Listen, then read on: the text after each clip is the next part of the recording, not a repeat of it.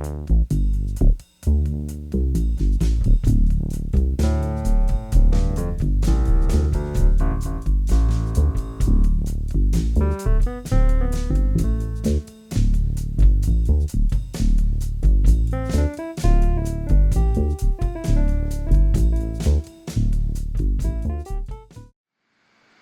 have page 59 as the place where we stopped last time. Is that what you guys have? Barterman, do you want to start? Okay. Top of 59? It is not a new idea that in order to make things really happen in a work sense, one must know how to do something in an entirely new way.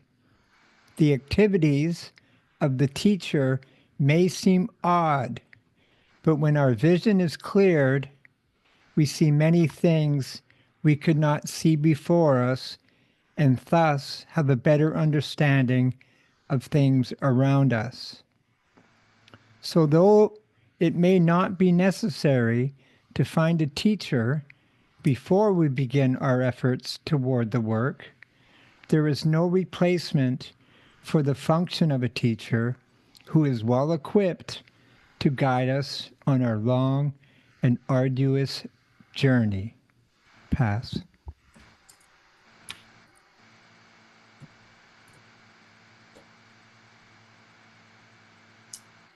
Although we may know very little as yet about the work, maybe we are beginning to feel the first pangs of pity for the absolute.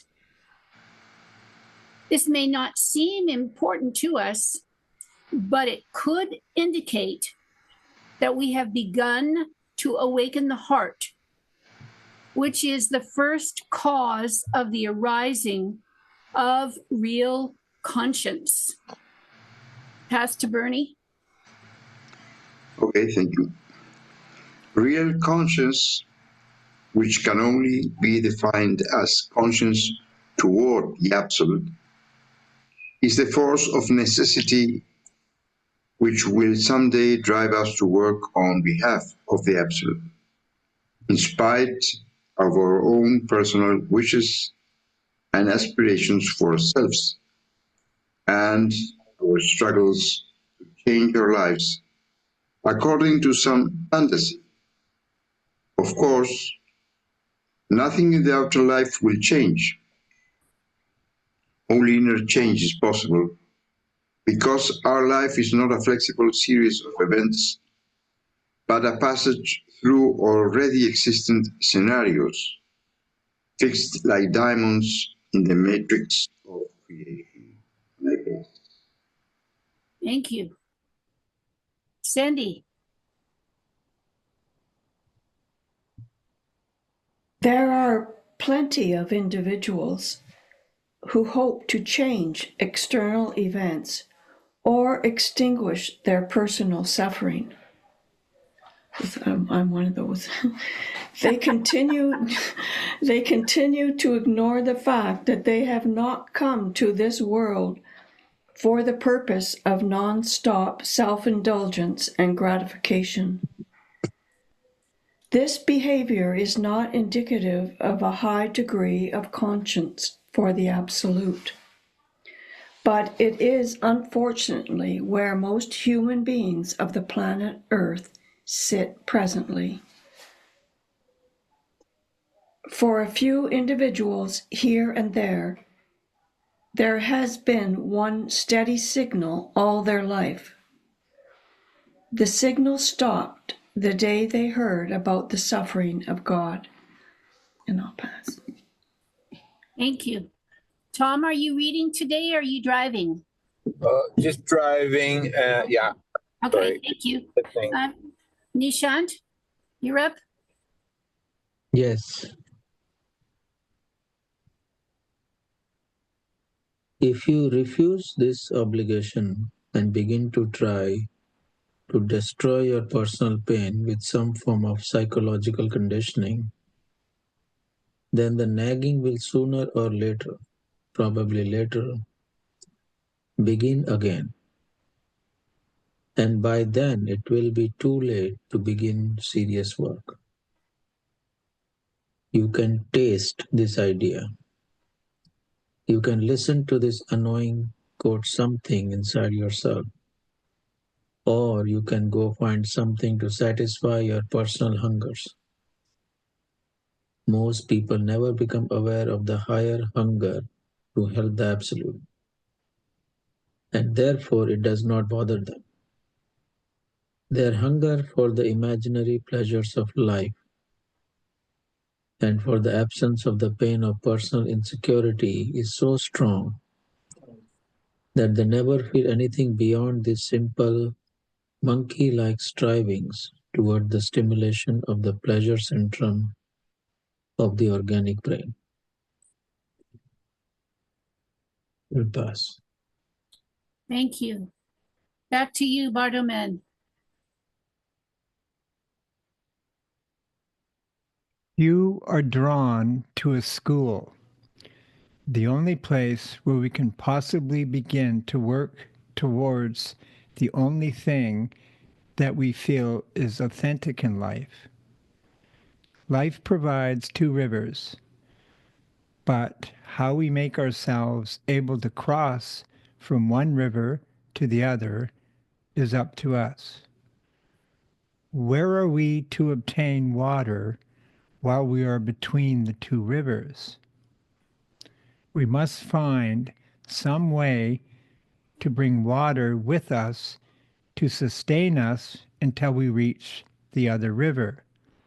But even this will not help us if we are drawn to the imaginary pursuit in which we convince ourselves that we can take charge of our lives, which are not really events, but a series of fixed tableaus. A real school is only possible for a very few. It is not for everyone. A human being who cannot work is to be pitied.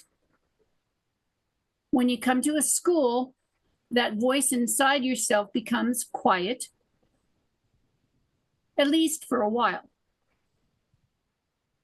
You might have chosen to ignore this inner voice. Most people do. But you decided to obey its call, and this makes you special. But now you cannot continue.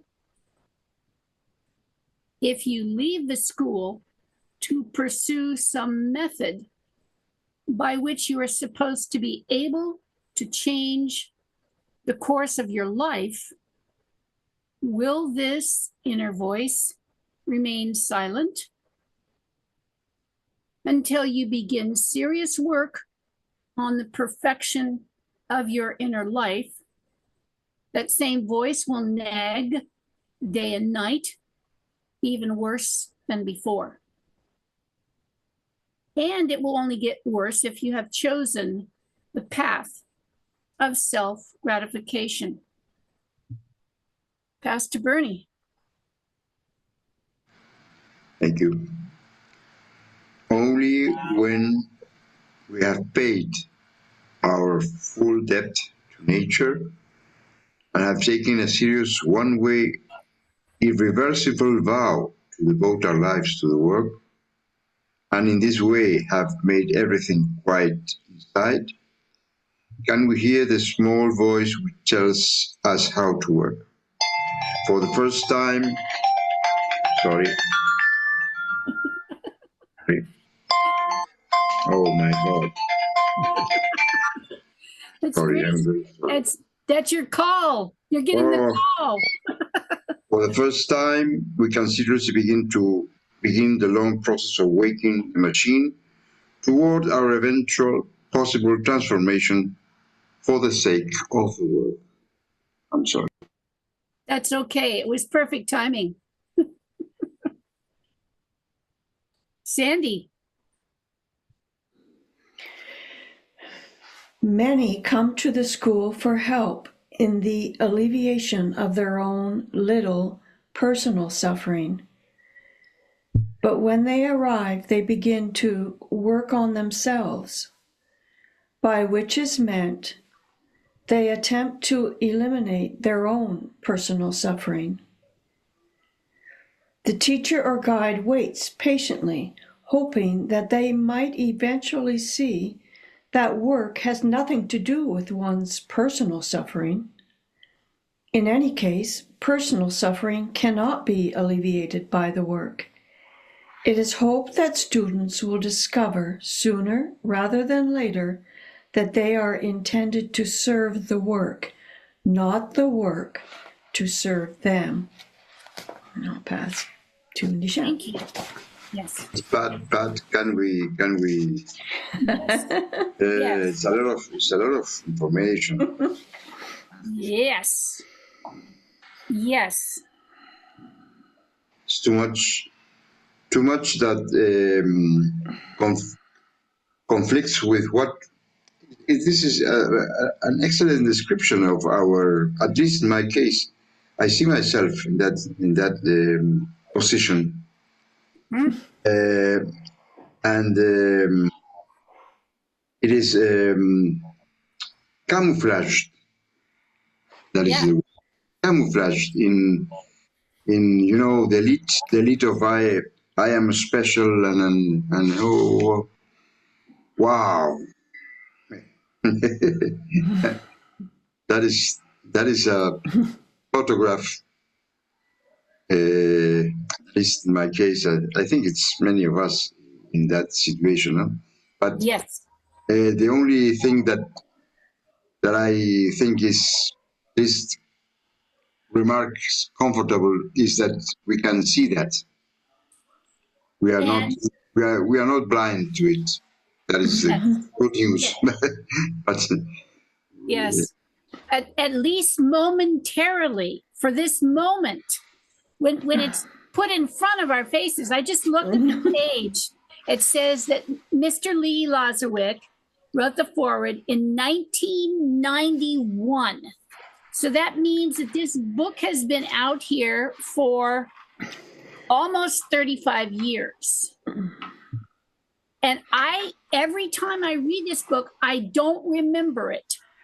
It's not like I'm coming across something that I've read before, which I have, but I don't remember it. It doesn't stick. And that is very concerning to me. You know, some of the other chapters, I really, I remember them and the images that I had and all of that. But this, oh my gosh. I don't think it's your memory though, Patricia. I think it's the book. It's the book. It's not my fault. I remember it, but I your feel fault. such It's the book. despair. Pardon, Wilson? What'd you say? I said I can remember this book, but I feel such despair when we read it that, I'm so far from, what is being asked. Yeah. the sensation is that I have been voyaging in circles, It's the sense of labyrinth. You go, boom, again. You have no, compass. You lost your north, your orientation. But anyway, that is to be expected, of course, no. So that is the school. The school is there to point that, no? Anyway. It to me, reading this chapter again, these pages, it's the reminder that I need to keep receiving the reminders. That's what this does for me, is it reminds me that, oh yeah, I haven't got hold of this. I need to keep returning because I haven't got what this is saying. I'm going to tell you a little tiny story now. Hope not to take too much time, but the first meeting that I had with EJ was when his dance troupe came and performed in a museum space in Vancouver. And it was I believe it was 68 or 69. I'm not positive on the timing. Anyway, we had a little small group of people that gathered together. There were no texts to read, but there were some people who had been given some notes and they shared the notes, and it sounded like so much gibberish to me. I could not understand anything that they were saying. Nothing.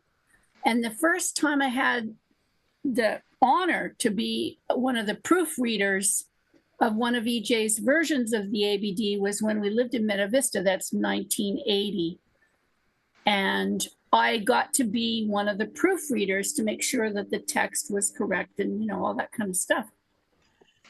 And I was amazed to find that the content made sense. I got it. And I'm optimistic, maybe not this time around, but I'm optimistic that the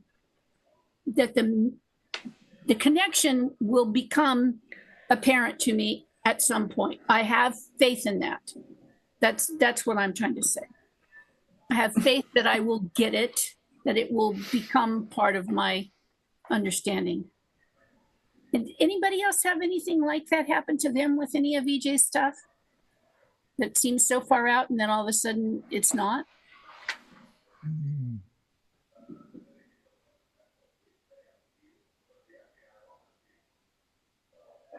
I'm sure I've had that, Patricia. I just can't recall what and when.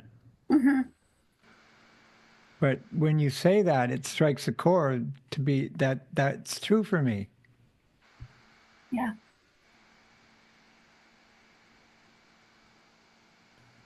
And more than once, too. Yes. It's not a singular experience. So who was reading last? I finished. I think it was me, and now it's Nishant. Okay, and do you know where we are? Because I really don't. I think we're Meanwhile, at the top 62. of page 62. 62. Yes. Oh, Top. okay, Yeah, that's good. thank you. Meanwhile, very cunningly, the teacher will have introduced them a little at a time to the idea of a greater suffering than their own, the suffering of the Absolute, what we call the man on the cross.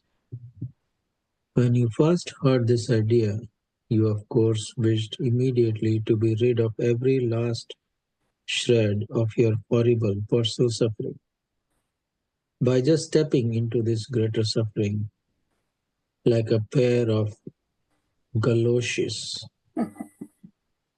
After all, isn't the higher suffering of the man on the cross much more comfortable than your own, and ever so much more noble? I'll just bet that nobody ever asked him to do the dishes or cook or clean the toilet. You say to yourself, and even if somebody did, I could always use the excuse that my hands are tied. Nice. Right on in. We must understand that we can never escape personal suffering. We can only absorb greater suffering, but not excluding our own suffering. Our own lives are not independent from the work. Our lives are the work. Pass. If this is true on a small scale, then it also must be true on a greater scale. We can see the possibility of suffering on a much greater scale. And if our hearts are awakened to a greater scale of suffering, then it is correspondingly possible to attain greater scales of being. Anybody into math? Math. What do you mean? you say Mathematics? Yes. Mathematics? Could, Okay. Yes. could you read that again? That paragraph again? Yes. If this is true on a small scale, then it also must be true on a greater scale. We can see the possibility of suffering on a much greater scale. And if our hearts are awakened to a greater scale of suffering, then it is correspondingly possible to attain greater scales of being. Equation. Yeah. It's an equation, mathematical equation. Yes. Equation, correct. That's exactly what I was saying. Yeah. I don't remember how to draw those things, but there are some, greater than signs in math, Yes. greater than, lesser than, like the V on its side, greater than. And then you have a greater than or equal to. And those signs are outside of the parentheses, which has the expression inside it. Small scale, greater scale, suffering, greater scale, heart awakened, greater suffering, equals possible greater scale of being. That's what my brain did. Yeah. So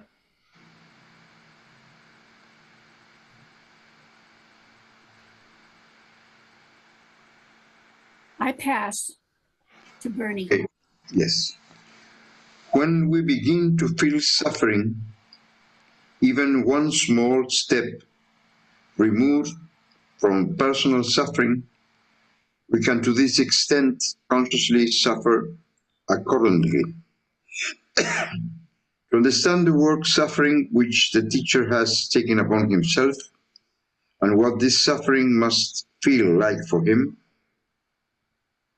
can be our door to freedom.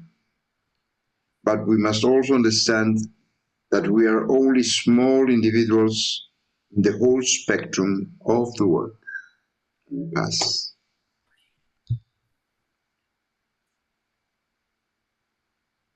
Sandy? along with ordinary suffering is the corresponding organic mental and emotional pain. Pain can be said to be the result of friction between personal suffering and the organic machine. Personal suffering produces pain, but work suffering does not produce pain in the usual sense.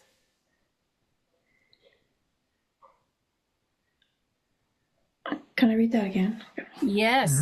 Please. Yes.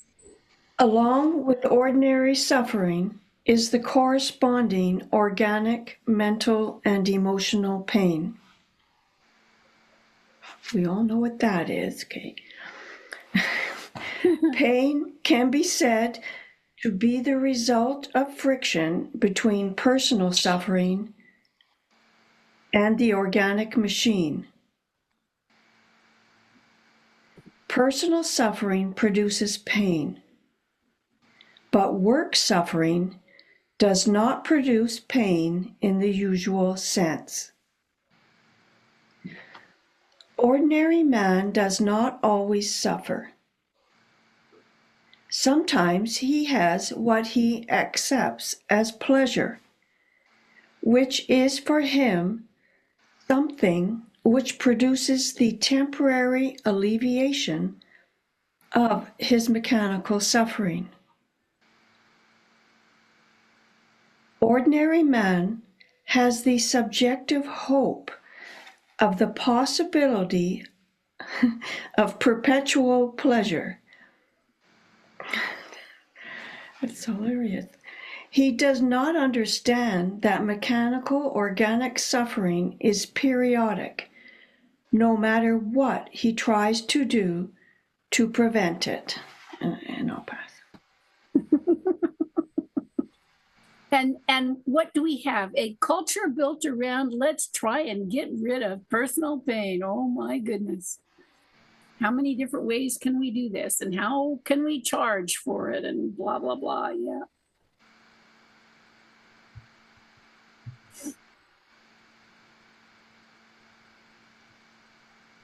Oh, I'm next. Thank you. I'm sorry. Yes, please. Go ahead. All his life he dedicates to the avoidance of suffering, hoping that suffering will eventually give way to some form of perpetual pleasure, or at least the perpetual absence of pain. This is really his view of heaven, that is to say, a perpetually pleasant place in which he will never again feel any pain whatsoever. Of course, taking into account the suffering of the Absolute. This is a very stupid hope. If we can learn to understand that even though we may feel quite content just now at this moment, around the corner, not too far away, some form of suffering is inevitable, and that we have our choice between suffering and pain. Then perhaps we can find in ourselves the serious wish to work. Thank you. Oh, Bardo, man.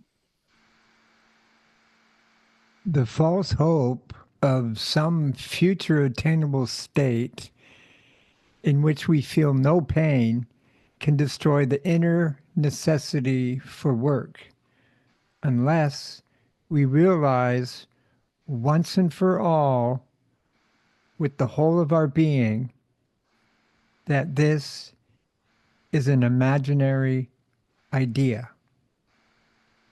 I'll pass. Thank you.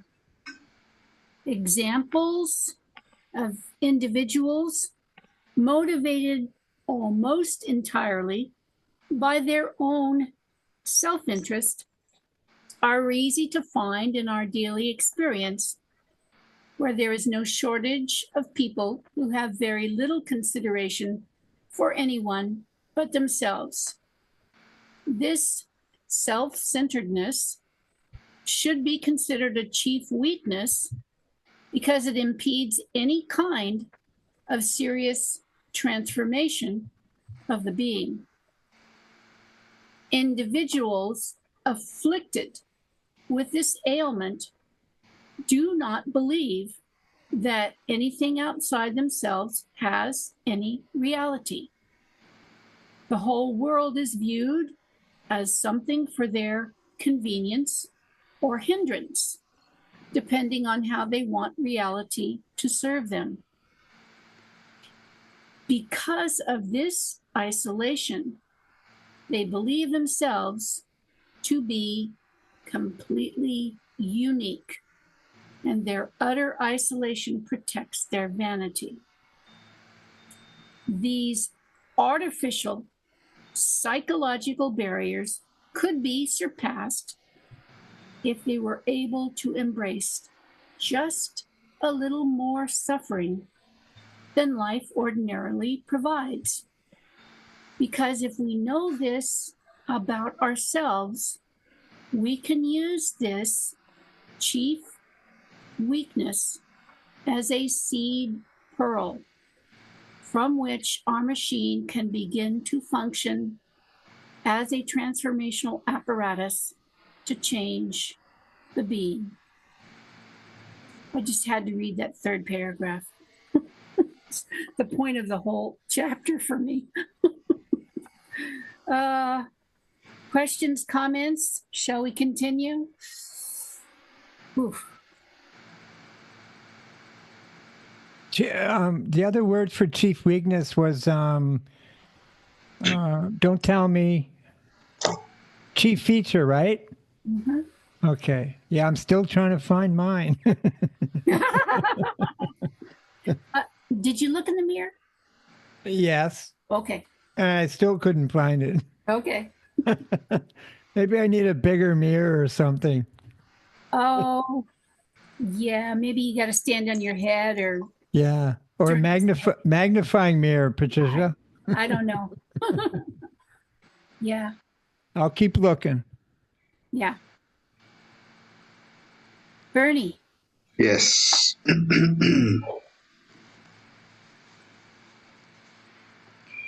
If the extension of suffering beyond the personal level does not break the psychological shell, it would at least make it a little transparent. And those who are still hidden behind this shell might be better able to see something outside themselves, even if they were not certain exactly what it is. Of course, we know exactly what it is. It's the entire world.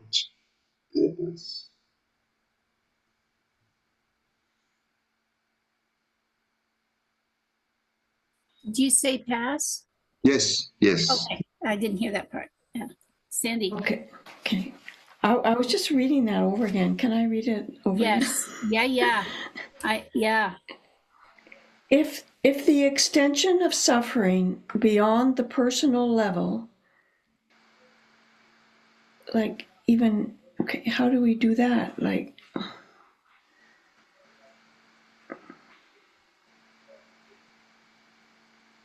The suffering of the absolute. Huh? Is that what you're saying?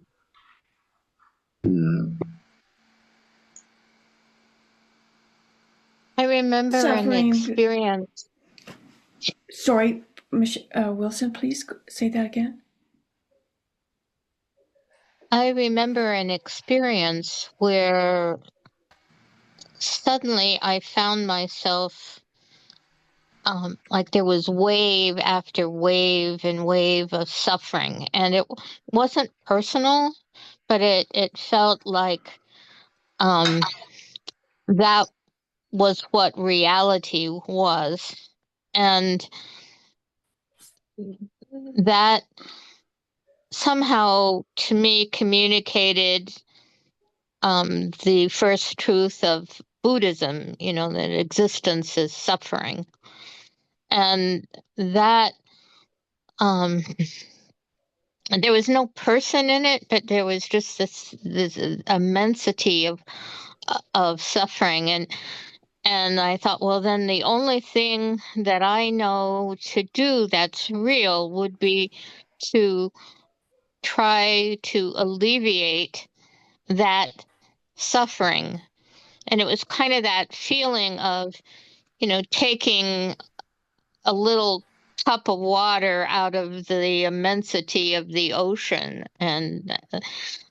But that was what seemed to be real. And I'm not communicating it very well, but that experience of having my whole personality was stripped away by that immensity of suffering, because it seemed, timeless and it was so non-Christian, which had been my background, of, that Jesus will take on the sufferings of the world. There was a truth to his willingness, but it kind of made me a hardcore Buddhist.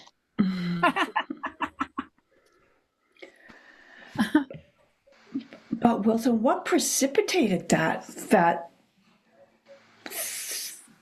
experience of that suffering? Like, do you remember, or is that too personal? I don't know. I'm sorry, the sound is very bad, but I think it was a time of great personal, suffering. I was trying to go to graduate school and take care of my son and my 101-year-old grandmother, and was very poor and trying to do an art show in New York. And I think I just, kind of when it talks about in the book that um, there was just sort of a psychological breakdown. But I came out of it stronger, if that makes sense.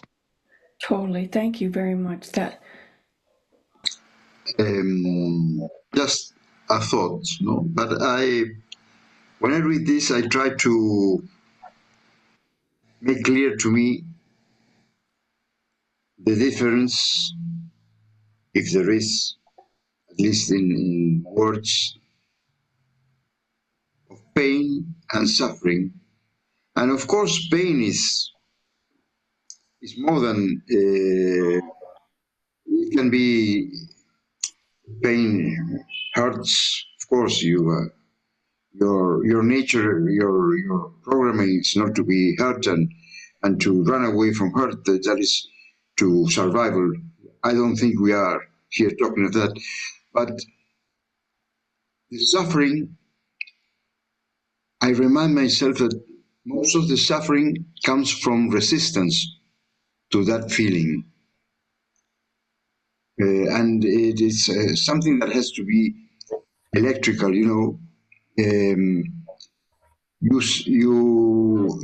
the electrical world, the resistance is something that can be used to make light.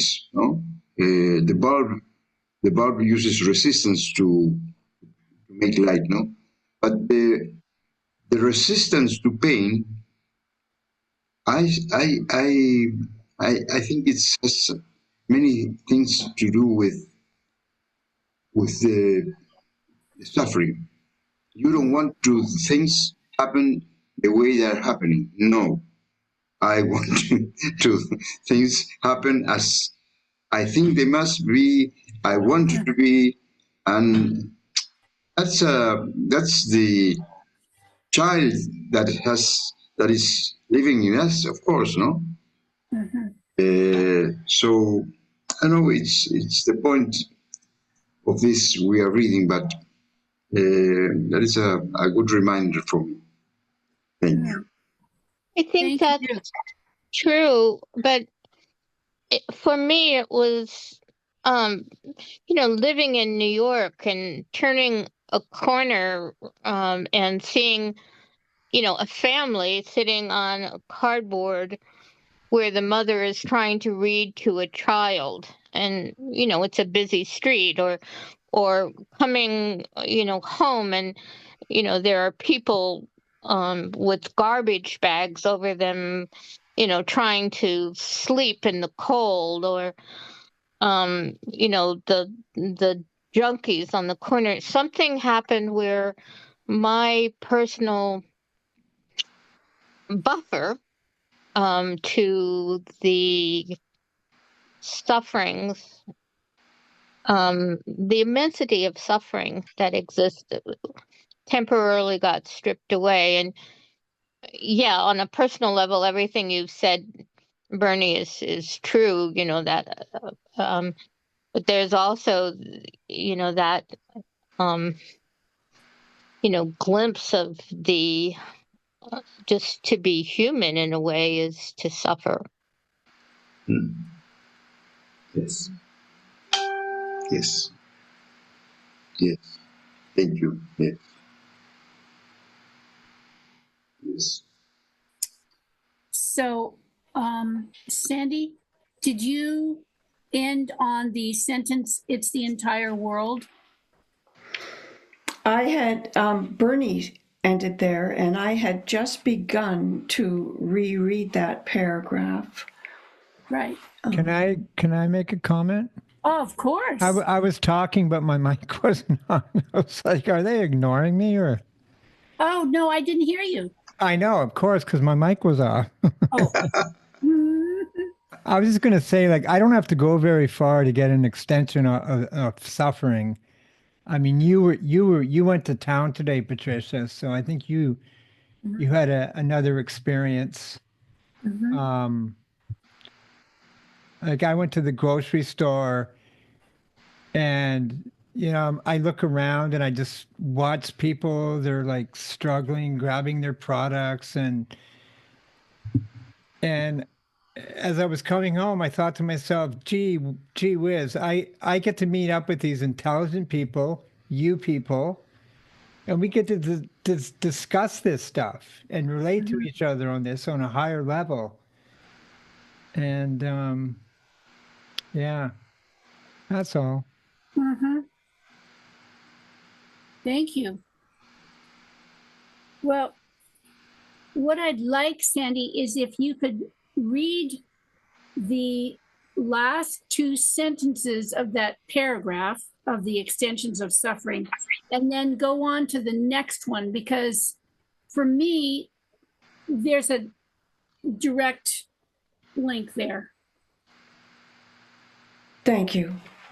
And thanks, Wilson. I really appreciate your sharing. I think I was looking at it in the wrong way, but there's so many ways to look at these. And those who are still hiding behind this shell might be better able to see something outside themselves, even if they were not certain exactly what it is. Of course, we know exactly what it is. It's the entire world. Under normal, ordinary conditions, nothing of the sort is going to happen because they ignore a great secret of the work. By extending our suffering to a larger sphere on a greater scale than the personal level, we can increase completely automatically the spectrum of impressions available to the machine.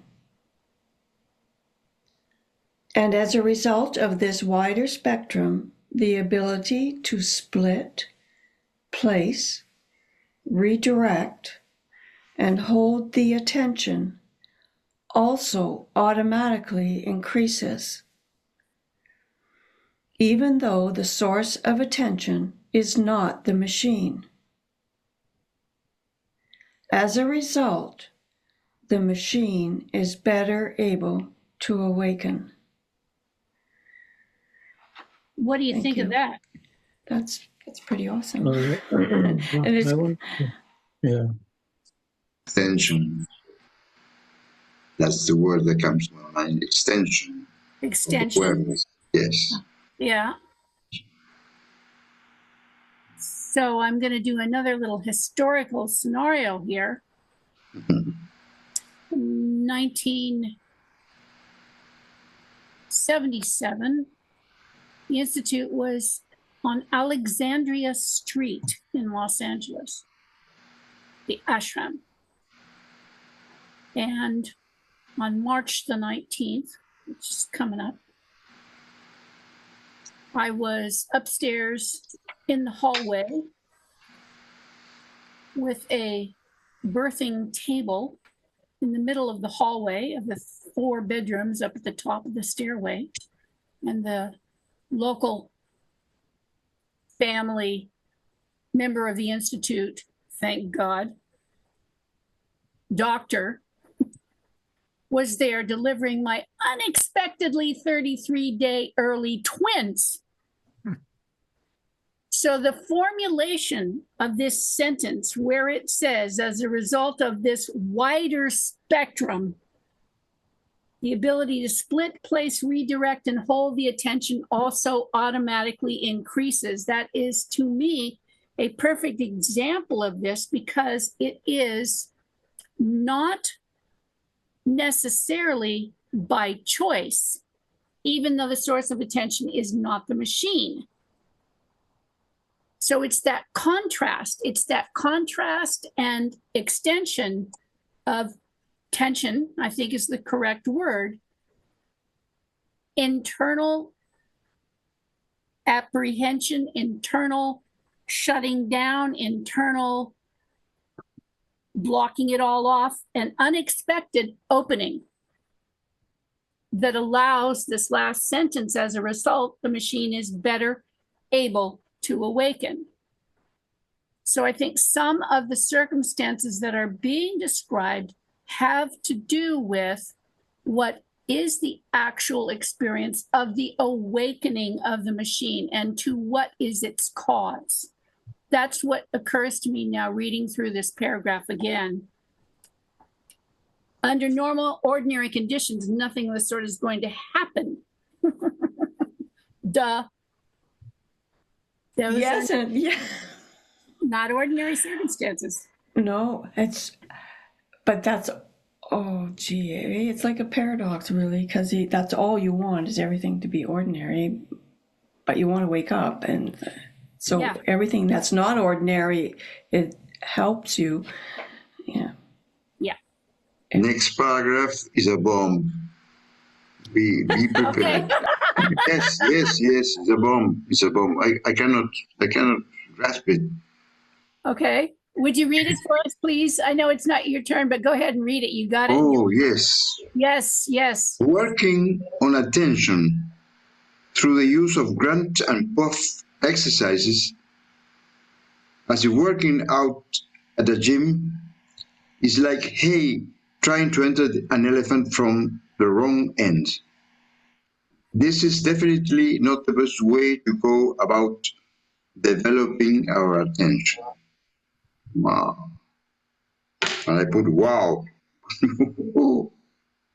It's On the previous paragraph, I want to make a comment. Yes, please. So if you correlate with the HPM, Yeah. they talk about second wind phenomenon. Mm-hmm.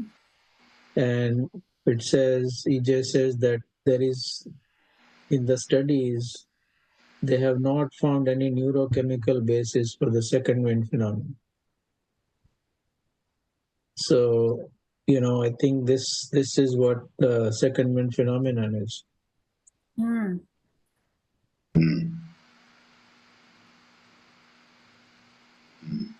yes. That's Interesting. That's a lot. Also, I've heard EJ talk about that there are moments of freedom. Mm-hmm.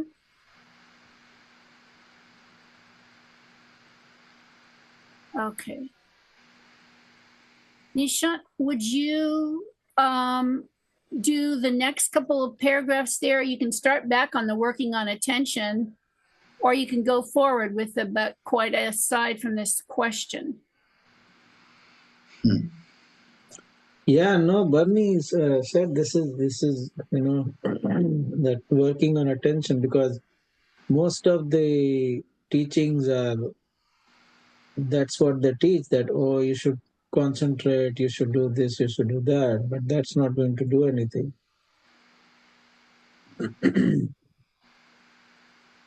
So, It's very subtle, because we are programmed, I don't know, by religion or the normal daily work, that if we push harder, somehow something will happen. We'll achieve whatever we want to achieve. But that is true in the daily world. But it seems that in this aspect, it's not the best way anyway. No, it's yeah. But we tend to think that is if you push hard, if you continue, and you are a good boy, a good child, whatever, somehow things will come from heaven. And it appears in this case that is not the best way to awaken, work on attention. It's EJ this morning, and Patricia was there, and so if you have anything to add to it, Patricia, but he called it the Protestant work ethics. Yes, exactly. Yes. It's a little I think there's a subtlety there's a lot of subtlety in this book, but there's especially a lot of subtlety in this particular paragraph because it uses the expression working on attention. And I know that most of the exercises say working with the attention. And to me, the expression of grunt and puff exercises are, that's workouts, okay? Like, lifting weights or that kind of thing. And it's saying it doesn't develop our attention to work on our attention. We have to work with our attention or use our attention, but working on it doesn't accomplish the goal. That's how I'm interpreting this. But I want to hear the next paragraph because I think the next paragraph resolves some of this, how to understand the distinctions in the use of these words. All right. But quite aside from this question is the question of obligation, which exists whether we handle it or not. Obligation and responsibility are two completely different ideas. We may have responsibility to the family and to the boss or whatever business we are in. But real obligation can only be to the work, or in other words, directly to the absolute for the sole benefit of the absolute.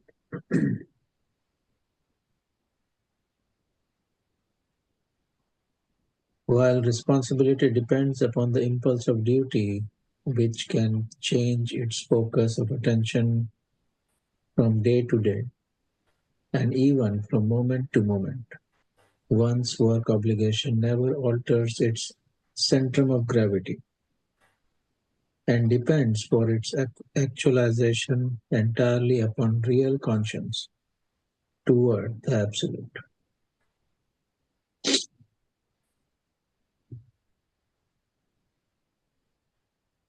What do you Today think? sorry, I'll pass.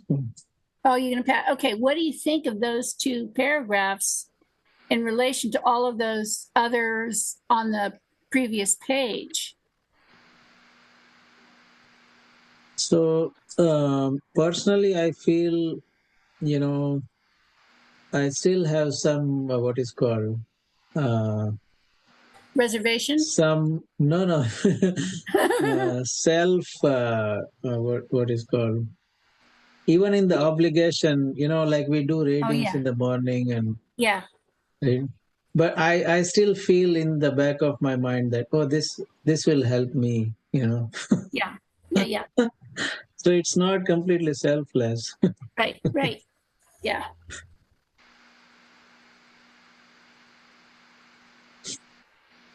Because it says it has to be directly to the absolute for the sole benefit of the absolute.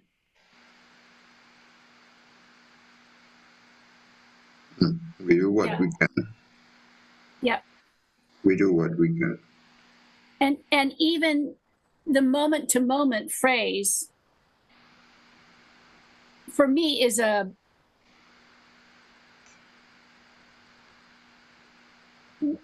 a certain way that lifts the burden because I know I'm not present all the time. But if I am present and do obligate my capacity to be of service to the absolute in that moment, I'm not going to be concerned with the moments that I wasn't. Do you know what I'm saying? It put the pressure on the carrying out the goal rather than how I'm not carrying out the goal. Something like that. Yeah. Yeah. Yeah, the vow, I'm thinking again as a Buddhist, the vow becomes the boat that pulled you ahead and not the personal motivations. Mm-hmm.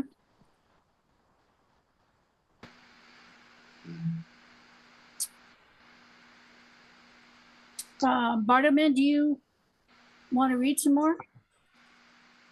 Okay. I have one more comment. Yes. Sorry. Yes. So, as you like. You know, there is also a chance of being, as you said, Patricia, you know, there is a, you know, like I have like a government like attitude, you know, it's not for me. So what, what do I have to, you know, why? Mm. You see what I'm saying? Yeah. Yeah. Yeah. Yeah. The government worker, you know, what do I have to? Yeah. I believe that is actually covered in some other paragraphs, not necessarily in this chapter, but I do recall that issue is addressed. Yeah. Okay, I know it's Sometimes, yeah. Sometimes I feel these are just phases. You feel what? It's like a phase, you know, all these things that come to our mind is just a phase. If we keep on doing it, we will have different phases, different things come in, you know, like, okay, this is coming in, okay, next phase. If you continue to do it, yeah, it will just pass. Or you won't have as much attention on it. Yeah, right. Yeah, good point. Yes, thank you. Yes. I'm going to read the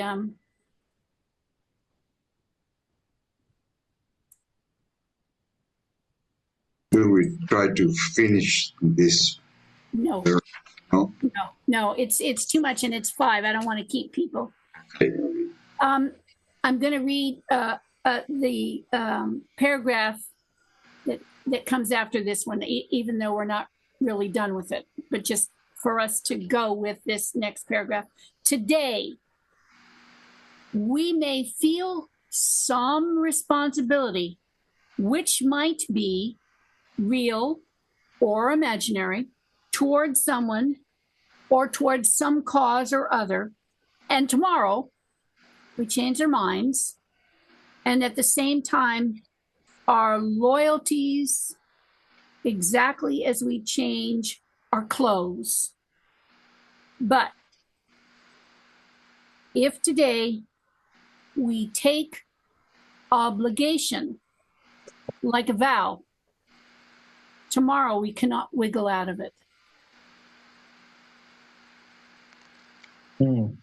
That, you know, that makes me think of the 5 minute a day kind of things, and yes, how simple they seem, but how important if you decide or make that decision, or I guess it's a vow too, or that obligation to do it every day, no matter what. Yes. It really, it adds up, I think, in some way. Yeah, just, yeah. Yeah. Yeah, I agree.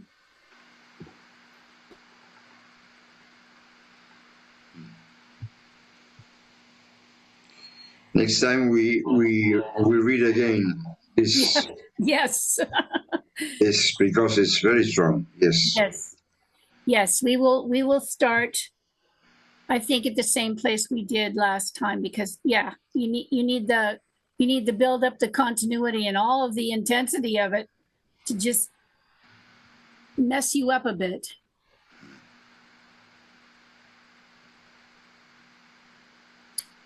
I'm so grateful we have our time together, and I'm happy to be able to continue. It's a gift. Thank you all. Yes, thank you. Much. Thank you, Pat. Yeah. Thanks, everyone. Yeah. You have a great 2 weeks. I'll see you in 2 weeks. Thank you, everyone. And Bartleman, I'm staying. I'm not going. All right. Bye. Bye, Michelle. Thanks for being here. Yeah, thank you. Yeah.